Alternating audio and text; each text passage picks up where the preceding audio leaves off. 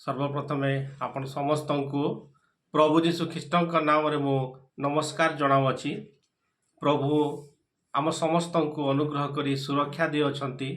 आ विगत दिन में आम सब प्रार्थना करूँ निज निमंते परिवार निमंते आम प्रतिवासी मान निमंते। आ प्रभु आम समस्त को सुरक्षा दे सदा प्रभु को मु धन्यवाद अर्पण करुअछि। आज मो जो विषय कहवा निमंते चाहूँगी आ ताहा होछि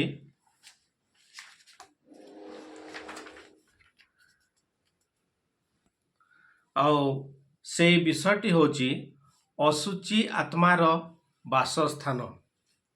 असुचि आत्मार वासस्थान आ से असुचि आत्मा विषय आज मु किछि आपण मानक सम्मुख रे मु कहवा निमंते चाहिबी। आमे धर्मशास्त्र रु अध्ययन करिबा लुक लिखित सुसमाचार 11 पर्व तार 24 पद रु 26 पद मध्यरे एठी एभली लेखा होय अछि।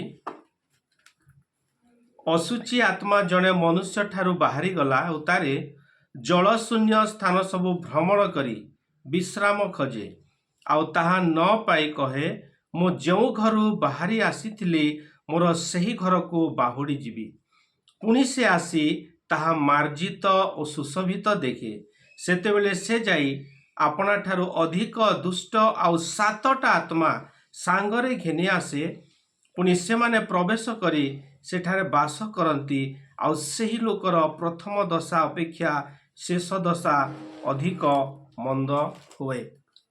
आज आम जो धर्मशास्त्र अध्ययन कलु असुचि आत्मा विषय आउ से विषय को लेकिन आज मु आपण सम्मुख किछि मु कहवा निमंते चाहिबी।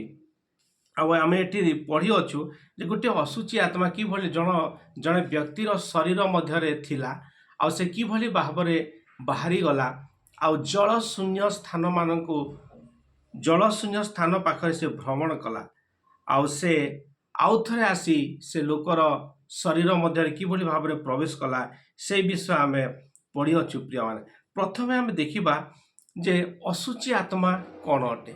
आम जदि देखिबा ताहले आम जीवन रे आम देखि अच्छु बाइबल रे मध्य देखि अच्छु जे आम दुईटी आत्मा विषय आम जानि अच्छु। गोटे हला ईश्वरंकर आत्मा पवित्र आत्मा आउ गोटे हला शैतान रो आत्मा जोटा कि असुचि आत्मा। आमे जीशुंकर अनेक विषय सबू जेतेबेले आमे देखो जे ताकर घटनावली अनेक भूत लागिथिबा लोक मानकु से सुस्थ करि अछंती। अनेक प्रकार भूत आ जेतेबेले से भूत मान सुस्थ करती भूत माने मध्य कंपी जाती प्रभु जीशु जेतेबेले ताको सम्मुख को आसंती।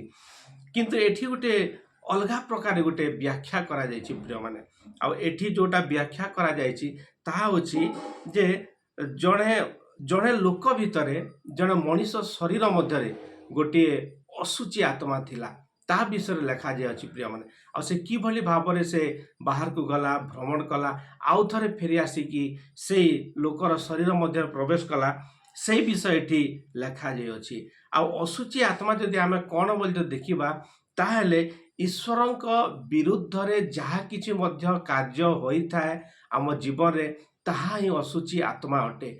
आमे भाबिबा नाही जे जहाक जदि भूत लागिछि ताहेले से असुचि आत्मा निश्चिंत भाव रे जहाक जदि भूत लागि अछि ताहा असुचि आत्मा अटे। प्रिय माने किंतु आमे जानिबा दरकार जे आम शरीर मध्य अनेक समय से असुचि आत्मा आसी जाइता आ असुचि आत्मार कार्य होछि ईश्वरंकर विरुद्ध रे जहा किछि मध्य आमे कार्य करू अछु से समस्त विषय अछि असुचि आत्मार कार्य। आ असुचि आत्मार मुख्य कार्य गुड़िक होछि क्रोध करिबा लोभ करिबा व्यभिचार करिबा हत्या करिबा मिथ्या कथा कहिबा हिंसा करिबा ए समस्त जहा किछि आमे जानि अछु ए समस्त होछि असुचि आत्मार कार्य सबु अटे। आ जेतेबेले आम जीवन रे ए सबु होई थाए सेतेबेले निहाती भाबे आमे जानिबा दरकार जे यह पवित्र आत्मांकर कार्य कि असुचि आत्मार कार्य। आ एठी जेतेबेले आमे पढ़िलु प्रिय माने जे सेही जने व्यक्ति ठारू असुचि आत्मा बाहरी जाई से जलशून्य स्थान मानकर से भ्रमण कला।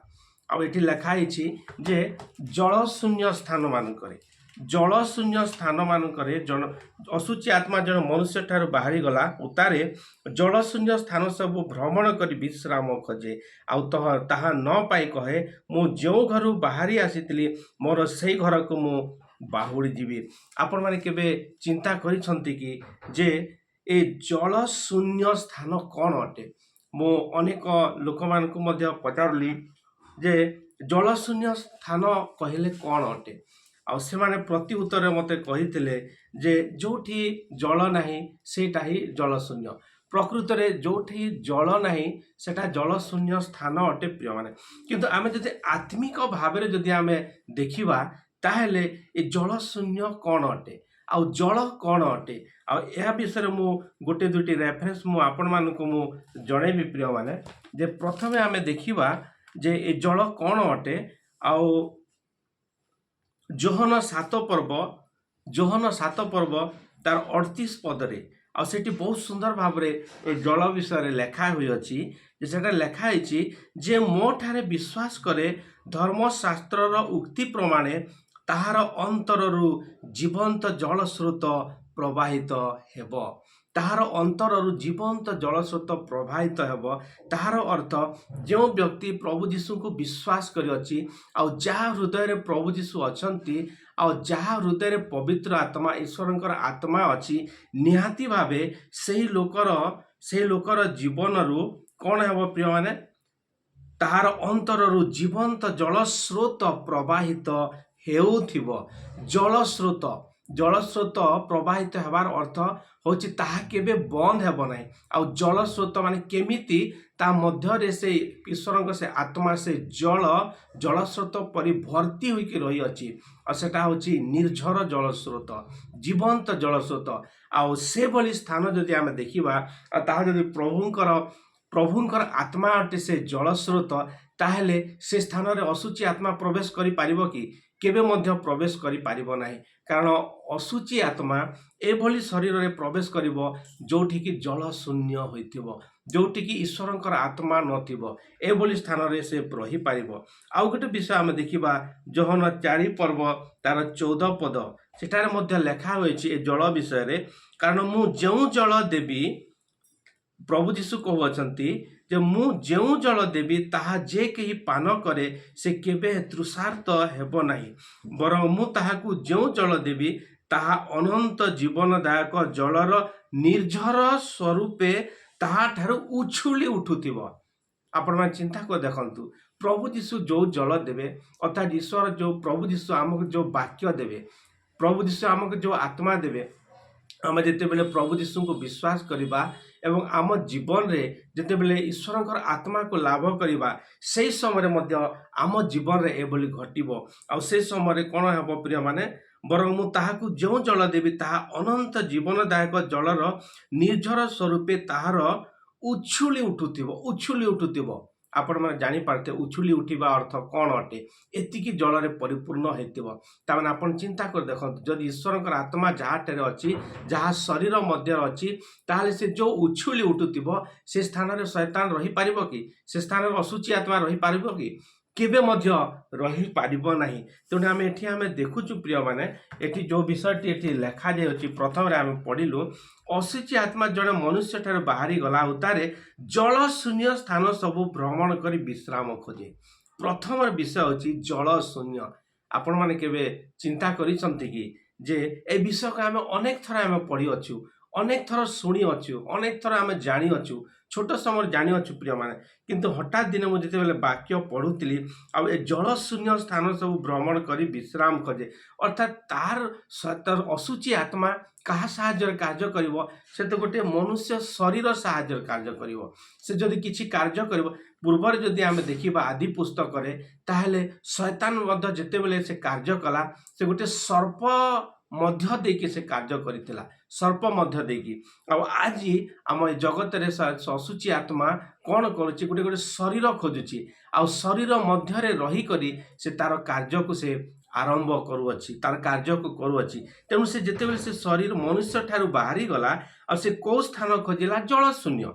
କ୍ଲିୟର ଲେଖା ହେଇଛି ଏଠି ଜଳ ଶୂନ୍ୟ ସ୍ଥାନ ଖୋଜିଲା, ଅର୍ଥାତ୍ ସେ ଯୋଉଠି ଜଳ ନଥିବ। ଆପଣମାନେ ଯଦି ଆଉ ଗୋଟେ ବିଷୟ ଦେଖିବେ ताहले आ गोटे जगार मध्य थरे जड़े गोटे स्थान जड़े लोक को बाहिनी भूत लगी और से बाहिनी भूत जितेबले लगी आ जितेबले प्रभु यीशु से पाखरे थिले आउ जितेबले छड़ाइबा को जाउतिले से समय से बाहिनी भूत प्रभु यीशु को कहितिला रिक्वेस्ट करितिला अनुरोध करितिला जे दयाकरी आपण ए जो घुसरी पल देखु अछंती से पल मध्य जीवाको आमको आदेश दियंतु आ से जेतेबेले प्रभु यीशु आदेश देले से समय जेतिकी घुसरी से पाखरे थिले 2-3 हजार जेतिकी घुसरी थिले तांको मध्यरे से असुची आत्मा गुड़ाक प्रवेश कला आ से माने जाईकी पर्वत तिखरु समुद्र मध्य को डेई पड़िले आ मले अर्थात से जल मध्य को गले अर्थात सेमानकर ए जदि ए दुईटा विषय जदि आम देखिबा जे प्रकृत रे से जोठी पानी नाही जल नाही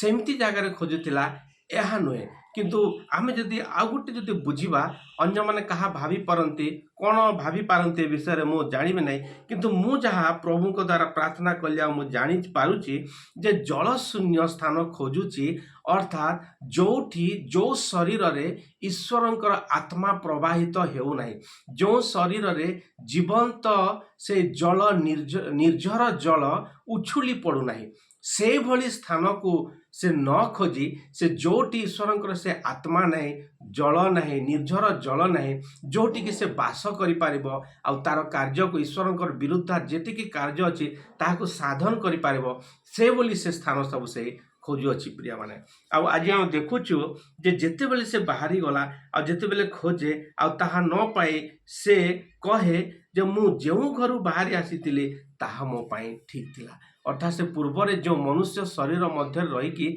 जहाँ किसी दुष्टामी कार्य करुतिला से भावुचे जे ताहा ही मो निमंते उपयुक्त स्थान अटे अनेक समय आमे कौन कार्य करते आम भावित नाई से घरटे मो पाई ठीक थिला से स्थान तो मो पाई प्रयोज्य थिला मो पाई सुविधा थिला आम सुविधा देखिताऊ आ एठी असुची आत्मा तार कार्यर सुविधा को देखिला जे ता शरीर मध्य जोटी से रही ता द्वारा अनेक किछि से तार दुष्टामी कार्य सब करि पारुतिला ईश्वर को विरुद्ध कार्य करि पारुतिला तेणु से कहला जे सेही घरटी मो पाई भल थिला मु जो घर बाहरी आसी से घर को मु बाहुड़ी जीवी आ जेते बेले से आसिकी देखे तो से घरटी कौन है 25 पदरे लिखा है लुक 11:25 रे पुणी से आसी ताहा मार्जित और सुशोभित देखे ता पूर्वर जेते बेले से असुची आत्मा थिला से लोकर शरीर मध्यरे से मनुष्यर शरीर मध्यरे ताहा मार्जित आ सुशोभित नथिला अर्थात अनेक दुष्ट कार्य करुतिला क्रोध करुतिला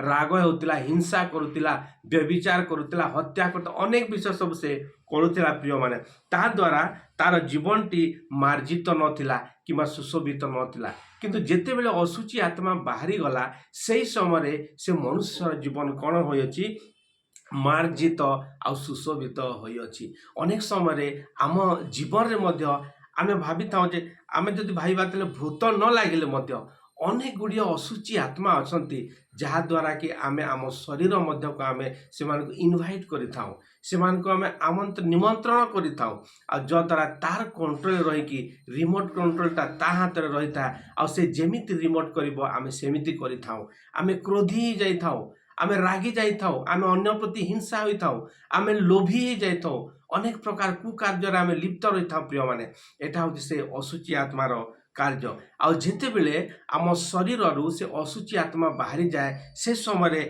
आम जीवन शैली मध्य चेंज हो जाता है परिवर्तन हो जाता है प्रिय माने आ जेते बेले ए असुची आत्मा देखे जे ए लोग से मनुष्यर जोटी रहीतिला ताहा मार्जित आ सुशोभित तेणु से ताकू गोटे चिंता पशि जाए आ से भीतर को प्रवेश करि पारे ना कहीं मार्जित आ सुशोभित शरीर को से प्रवेश करि पारिबो ना तेणु ताकू कौन करबा पड़िबो आहुरी अधिक बलवान लोक आनिबा पड़िबो अधिक दुष्टामी कार्य करबा पड़िबो आ से केते बेले मध्य मनुष्य को चाहे नाही जे से गोटे भल भाव रे रहू ईश्वरंकर होइक रहो ईश्वरंकर आत्मा प्राप्त होइक रहो तेणु मनुष्य को सब बेले नष्ट करिवार कार्य अछि से असुची आत्मा रे तेणु एठी लिखा हिची सेते बेले से जाई आपना ठारो अधिक दुष्ट आ सातटा आत्मा सांगरे घेनी आसे पुनि से माने प्रवेश करी सेटारे वास करंती आ सेही लोकर प्रथम दशा अपेक्षा शेष दशा अधिक मंद होए अनेक समय आमे देखिछु प्रिय माने जे जने जने लोक कम पिउ थांती मद्यपान करुଥାନ୍ତି କିନ୍ତୁ ଅଳ୍ପ ଅଳ୍ପ ପିଉଥାନ୍ତି। ଆଉ ଯେତେବେଳେ ଅନ୍ୟମାନେ ପଚାରନ୍ତି ଯାରେ ସେ କେମିତି କରୁଛି ଟିକେ ପିଆପିଇ କମ୍ କଲା, ସେଥିରେ ଲୋକମାନଙ୍କର ନାଇଁ ନାଇଁ ନାଇଁ ସେଟା ଆହୁରି ଅଧିକ ହେଇଗଲାଣି, ଆଗ ତ ଯାହା ହଉ ଟିକେ ଗୋଟେ ଥର ପିଉଥିଲା, ଏବେ ତ ସେ ପୁରା ଦିନ ରାତି ପିଇକି ରହୁଛି। ପ୍ରିୟମାନେ, ମୋର କହିବା ଏକ୍ଜାମ୍ପଲ୍ ଏହା ଅଟେ, ଏଇଟା ହେଉଛି ସେଇଟା ଯେ ଯେତେବେଳେ ସେ ଲୋକ ଭିତରେ, ସେ ମଣିଷ ଶରୀର ଭିତରେ ଅଶୁଚି ଆତ୍ମା ଥିଲା, ଯାହା କିଛି କରୁଥିଲା, କିନ୍ତୁ ପରେ ଯେତେବେଳେ ସୁଶୋଭିତ ମାର୍ଜିତ ଦେଖିଲା, ତାପରେ ସେ ଆହୁରି ତାକୁ ନଷ୍ଟ କରିବା ନିମନ୍ତେ ଆହୁରି 7ଟି ଆତ୍ମାକୁ ଧରିକି ଆସିଲା। ଆମ ଜୀବନରେ ମଧ୍ୟ ଆମେ ଯଦି ପ୍ରଭୁ ଯୀଶୁଙ୍କୁ ବିଶ୍ୱାସ କରିବା ନାହିଁ, ଆଉ ସେ ପ୍ରଭୁଙ୍କର ଆତ୍ମାକୁ ପ୍ରାପ୍ତ ହେବା ନାହିଁ, ଆମ ମଧ୍ୟରେ ଯଦି ଈଶ୍ୱରଙ୍କର ସେ ଜୀବନ୍ତ ଜଳ ଯଦି ନିର୍ଝର ସ୍ୱରୂପେ ଯଦି ଉଛୁଳି ଉଠିବ ନାହିଁ, ଆଉ ଜଳ ଶୂନ୍ୟ ଆତ୍ମା ଶୂନ୍ୟ ହେଇକି ଯଦି ଆମର ଶରୀର ରହିବ, ନିହାତି ଭାବେ ପ୍ରିୟମାନେ ଆମ ଶରୀର ମଧ୍ୟରେ ସେଇ ଅଶୁଚି ଆତ୍ମା ପ୍ରବେଶ କରିବ। ଆଉ ଯାହା ମଧ୍ୟ ପ୍ରବେଶ କରିବା ଦ୍ୱାରା ଆମର ଜୀବନ କ'ଣ ହେବ? ମାର୍ଜିତ ହେବ ନାହିଁ, ସୁଶୋଭିତ ହେବ ନାହିଁ। ଆଉ ଯେତେବେଳେ ପ୍ରଭୁଙ୍କର ଆତ୍ମା ଆମ ମଧ୍ୟରେ ଉପସ୍ଥିତ ହୋଇଥାଏ, ଆମେ ଯେତେବେଳେ ପ୍ରଭୁଙ୍କର ଆତ୍ମା ଦ୍ୱାରା କାର୍ଯ୍ୟ କରୁ, ନିହାତି ଭାବେ ପ୍ରିୟମାନେ ଅନ୍ୟମାନେ ମଧ୍ୟ ଦେଖିକି ଜାଣିପାରନ୍ତି ନିଶ୍ଚିନ୍ତ ଏଇ ଲୋକର ତାର କାର୍ଯ୍ୟଶୈଳୀ ଭିନ୍ନ ଅଟେ, ଆଉ ଇଏ କେମିତି ଏମିତି ହେଲା। ଆଉ ଯେତେବେଳେ ସମସ୍ତେ ଜାଣନ୍ତି ଏହା ଭିତରେ ପ୍ରଭୁ ଯୀଶୁ ଅଛନ୍ତି ପ୍ରିୟମାନେ, ଆଉ ନିଶ୍ଚିତ ଭାବରେ ଆମେ ଯେତେବେଳେ ପ୍ରଭୁଙ୍କୁ ଗ୍ରହଣ କରିବା, ଆମେ ନିଜେ ଜାଣିପାରିବା ଆମର କାର୍ଯ୍ୟଶୈଳୀ ଚେଞ୍ଜ ହେଇଯିବ, ଆମର ଜୀବନଶୈଳୀ ଚେଞ୍ଜ ହେଇଯିବ, ଆମର କଥାବାର୍ତ୍ତା ଚେଞ୍ଜ ହେଇଯିବ, ଆମର ସମସ୍ତ ବିଷୟ ଚେଞ୍ଜ ହେଇଯିବ ପ୍ରିୟମାନେ। ଆଉ ଆମ ଯେତେବେଳେ ତାପରେ କ'ଣ ହେବ? ଆମର ଜୀବନଟି ମାର୍ଜିତ ଆଉ ସୁଶୋଭିତ ହେବ। ଆଉ କ'ଣ ହେବ? ସେଇ ପ୍ରଭୁଙ୍କର ସେଇ ଜୀବନ୍ତ ଜଳ ଆମ ମଧ୍ୟରେ ପ୍ରବେଶ କରିବ, ଆମ ମଧ୍ୟରେ ରହିବ, ଆଉ ତାହା ନିର୍ଝର ସ୍ୱରୂପେ ତାହା ଉଛୁଳି ପଡ଼ିବ, ଆଉ ଅନ୍ୟମାନେ ମଧ୍ୟ ତାହା ପାନ କରିବେ, ଆଉ ସେମାନେ ମଧ୍ୟ ସେ ତୃଷିତ ଜଳକୁ ପାନ କରିବେ, ଆଉ ସେମାନେ ସବୁ ରହିପାରିବେ। ଯେଉଁମାନେ ତୃଷିତ ଥିବେ ସେମାନେ ସେ ଜଳକୁ ପାନ କରିପାରିବେ, ଯେଉଁମାନେ ଅସୁବିଧାରେ ଅଛନ୍ତି ଆଉ ସେମାନେ ମଧ୍ୟ ଶିଖିବେ, ଆମେ ଅନ୍ୟମାନଙ୍କୁ ମଧ୍ୟ ସେ ପ୍ରଭୁଙ୍କର ବାକ୍ୟ ଆମେ ଦେଇପାରିବା ପ୍ରିୟମାନେ। କିନ୍ତୁ ଆଜିକାଲି ଆମେ ଅନେକ ସ୍ଥାନରେ ଆମେ ଯାଉଛୁ, ଅନେକ ବିଜାତୀୟମାନଙ୍କ ପାଖରେ ଯାଉଛୁ, ଅନେକ ପ୍ରଭୁ ଯୀଶୁଙ୍କୁ ଜାଣିନାହାନ୍ତି, କିନ୍ତୁ ଆମ ମୁଖ ଆମେ ଖୋଲି ପାରୁନାହୁଁ, ଆମକୁ ଲଜ୍ଜା ଲାଗୁଅଛି ପ୍ରଭୁଙ୍କର ବିଷୟ କହିବା ନିମନ୍ତେ। ଆମେ କାର୍ଯ୍ୟକୁ ଯାଉଛୁ, ଆମ କାର୍ଯ୍ୟ ଯେଉଁଠି ଆମେ କାର୍ଯ୍ୟ କରୁଛୁ ସେ ପାଖରେ ମଧ୍ୟ ଅନେକ ଆମର ଲୋକମାନେ ଅଛନ୍ତି ଯେଉଁମାନେ ପ୍ରଭୁ ଯୀଶୁଙ୍କୁ ଜାଣିନାହାନ୍ତି, କିନ୍ତୁ ଆମେ ଯେଉଁ ସତ୍ୟ ପରମେଶ୍ୱରଙ୍କର ଆମେ ଉପାସନା କରୁ, ଯେଉଁ ସତ୍ୟ ପରମେଶ୍ୱରଙ୍କର ଆତ୍ମାକୁ ପ୍ରାପ୍ତ ହୋଇଅଛୁ, ତାହାଙ୍କ ବିଷୟରେ କହିବା ନିମନ୍ତେ ଆମର ଏଇ ମୁଖ ମଧ୍ୟ ଖୋଲେ ନାହିଁ, ଆମକୁ ଲଜ୍ଜା ଲାଗେ। କିନ୍ତୁ ଆପଣମାନେ ମନେ ରଖନ୍ତୁ ପ୍ରିୟମାନେ, ଯେ ସଦାପ୍ରଭୁ ମଧ୍ୟ, ପ୍ରଭୁ ଯୀଶୁ ମଧ୍ୟ ଯେତେବେଳେ ଆମର ବିଚାର ହେବ, ସେହି ସମୟରେ ସଦାପ୍ରଭୁଙ୍କ ସମ୍ମୁଖରେ ଆମର ନାମ ନେବାକୁ ସେ ମଧ୍ୟ ଲଜ୍ଜା ବୋଧ କରିବେ। ଏହା ମୁଁ କହୁନାହିଁ, ଈଶ୍ୱରଙ୍କର ଏହି ବାକ୍ୟରେ ଲେଖା ହୋଇଛି ପ୍ରିୟମାନେ। ତେଣୁକରି ପ୍ରିୟମାନେ ଆମେ କ'ଣ କରିବା? ଆମେ ଈଶ୍ୱରଙ୍କର ଆତ୍ମାକୁ ଆମେ ପ୍ରାପ୍ତ ହେବା, ଆମେ ସେ ଅଶୁଚି ଆତ୍ମାକୁ ପ୍ରବେଶ ହେବାକୁ ଦେବା ନାହିଁ, ଆମେ ସେ ଅଶୁଚି ଆତ୍ମାକୁ ପ୍ରତିବାଧା କରିବା, ତାକୁ ବାଧା କରିବା, ବାକ୍ୟ ପଢ଼ିବା ଦ୍ୱାରା, ପ୍ରାର୍ଥନା କରିବା ଦ୍ୱାରା, ଅନ୍ୟମାନଙ୍କୁ ପ୍ରଭୁଙ୍କର ବିଷୟ କହିବା ଦ୍ୱାରା, କ୍ରୋଧ, ରାଗ, ହିଂସା, ଲୋଭ ଏ ସମସ୍ତ ବିଷୟକୁ ପରିତ୍ୟାଗ କରିବା। ଏହା ଦ୍ୱାରା ସେ ଆମ ମଧ୍ୟରେ ପ୍ରବେଶ କରିପାରିବ ନାହିଁ, କାରଣ ସେ କ'ଣ କରେ? ସେ ଅଶୁଚି ଆତ୍ମା କ'ଣ କରେ ପ୍ରିୟମାନେ? ଜଳ ଶୂନ୍ୟ ସ୍ଥାନକୁ ଖୋଜେ। ଆଉ ଯେଉଁଠି ଜଳ ଅଛି, ଯେଉଁଠି ଈଶ୍ୱରଙ୍କର ଆତ୍ମା ଅଛି, ଯେଉଁଠି ଈଶ୍ୱରଙ୍କର ଆତ୍ମା ଉଛୁଳି ପଡ଼ୁଅଛି, ସେଇ ସ୍ଥାନରେ କେବେ ମଧ୍ୟ ଠିଆ ହୋଇପାରିବ ନାହିଁ ପ୍ରିୟମାନେ। ତେଣୁ ଏ ଯେଉଁ ବିଷୟ ଲେଖା ହୋଇଛି ତାହା ନିଶ୍ଚିନ୍ତ ଭାବରେ ଆପଣମାନେ ବୁଝିପାରିଥିବେ ଯେ ଆମକୁ ଗୋଟେ ସୁଶୋଭିତ, ଗୋଟେ ମାର୍ଜିତ, ଗୋଟେ ସୁଶୋଭିତ ଆମର ଜୀବନଶୈଳୀକୁ ଆମକୁ ଆଗକୁ ବଢ଼ାଇବାକୁ ପଡ଼ିବ। ଆଉ ଯେତେବେଳେ ଆମେ ଶୈତାନ ଠାରୁ ଦୂରେ ରହିଯିବା, ତାକୁ ପ୍ରତିବାଧା କରିବା। ଆପଣମାନେ ଦେଖନ୍ତୁ, ଜଣଙ୍କ ଘରକୁ ଯଦି ଜଣେ ଆସୁଥିବ, ତାହା ସହିତ ଯଦି କେହି କଥା ହୁଅନ୍ତି ନାହିଁ, ତାହେଲେ ତାକୁ ଯଦି କୁହାଯିବ, ତାଙ୍କ ଘରକୁ ତୁ ଯାଇଥିଲୁ କି? ନା, ମୁଁ ତାଙ୍କ ଘର ଯିବାକୁ ମୋତେ ଭଲ ଲାଗେ ନାହିଁ, ଗଲେ କଥାବାର୍ତ୍ତା ହୁଅନ୍ତି ନାହିଁ, ରେସ୍ପନ୍ସ କରନ୍ତି ନାହିଁ, ସେଥିପାଇଁ ମୋତେ ଭଲ ଲାଗେ ନାହିଁ। କିନ୍ତୁ ଯାହା ଘରକୁ ଗଲେ ଯେଉଁଠି ଟିକେ ଆମକୁ ଆଦର ମିଳେ, ଯେଉଁଠି ପ୍ରେମ ଶ୍ରଦ୍ଧା ମିଳେ, ସେଠି ଆମେ ବାରମ୍ବାର ଯାଇଥାଉ। ଯଦି ଆମେ ଅଶୁଚି ଆତ୍ମାକୁ ଯଦି ଆମେ ଇନଭାଇଟ୍ କରିବୁ, ତାକୁ ଯଦି ଆମେ ଆଦର କରିବୁ, ତାକୁ ଯଦି ଆମ ମଧ୍ୟରେ ଇନଭିଟେସନ୍ ଦେବୁ, ତା ସହିତ ସମ୍ପର୍କ ରଖିବୁ, ତାହେଲେ ତାର ଯିବା ଆସିବା ଲାଗି ରହିଥିବ ପ୍ରିୟମାନେ। କିନ୍ତୁ ଆମେ ଯଦି ତାକୁ ପ୍ରତିବାଧା କରିବୁ, ତାକୁ ଯଦି ଆମେ ରେସ୍ପନ୍ସ କରିବୁ ନାହିଁ, ନିହାତି ଭାବେ ସେ ଆମ ପାଖ ମଧ୍ୟ ମାଡ଼ିବ ନାହିଁ। ସେ ମଧ୍ୟ କହିବ ଯେ ଇଏ ହେଉଛି ଯୀଶୁଙ୍କର ସନ୍ତାନ, ये मते कदापि निमंत्रण करिबो नाही, मते रेस्पॉन्स करिबो नाही। आ से जीशुंकर शरीर से जीशुंकर जल आत्मांकर जल उछली पड़ुथिबो आ सेठी कदापि मु रही पारिबि नाही प्रिय माने। आ ता द्वारा हमको अनंत जीवनर से मुकुट प्राप्त हवा निमंते केही मध्य रखी पारिबे नहीं। हमर शेष निश्वास पर्यंत आम हृदय से प्रभुंकर आत्मांकर से जल उछली पड़ुथिबो प्रिय माने। आजिकाली समय बहुत खराब अटे, केतेबेले कहार जीवन चली जीवो, केतेबेले कौन असुविधा हो जीवो आमको जना नहीं। आमर जीवन पानी फटका सदृश प्रिय माने, गोटे बाष्प सदृश बाष्प उठिबो कुआडे चली जीवो केही जानी पारिबे नाही। तेणु आमे सब समय आमे सजाग हेकि रहबा प्रिय माने। आ शैतान को आमे प्रतिबाधा करिबा, असुची आत्मा को आमे प्रतिबाधा करिबा। जेतेबेले आमे रागुचु रागी किछि कहूचु से समय आमे रिमाइंड करबा, अरे एटा तो प्रभुंकर आत्मा नुह, जदि मु रागी कि जदि कहूची ताहले निश्चिंत भावे शैतान कार्य एटा। आम प्रभुंक निकट आमे क्षमा मांगबा। आम जदि लोभ करूछु ताहले मध्य आमे जानि परिबा। आम जदि काहाक जदि कष्ट दउछु ताहले मध्य आमे ताकू जानि परिबा दरकार अटे जे एहा होची असुची आत्मार कार्य अटे। तेणु प्रिय माने आमे से असुची आत्मा को आम शरीर मध्य को पुराइबा नहीं।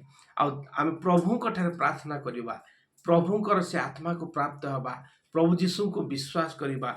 आ जो द्वारा प्रभु आमको से जीवंत जल आमको प्रदान करिवे। आ ताहा सारा जीवन सारा आम शरीर मध्य ताहा उछुली पड़ुथिबो प्रिय माने, केबे मध्य ताहा सरिबो नाही। आ शैतान मध्य केबे मध्य प्रवेश करि पारिबो नाही। ए अल्प विषय बुझिबा निमंते मते आ आपण मानक प्रभु अनुग्रह करी आशीर्वाद करंतु।